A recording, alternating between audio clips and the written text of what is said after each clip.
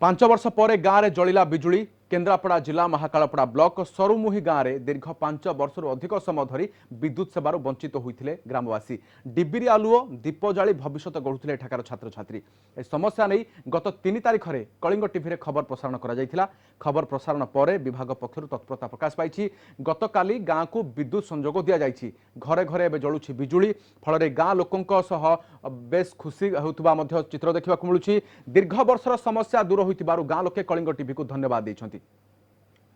बहुत समस्या था आम पाऊन आसी 5 वर्ष है बेसी हैरान हैरान होलु तेल सरीगले कार्ड अनुसार तेल आणुलु सरीगले सलिता जाड़ी पिला भी अंधारे सेमती आम दुख कहले न सरे बहुत हैरान हवा सुतर ये कलिंग लुज टीवी रे जनइलु से पिला आमको बहुत साहाय्य कले आज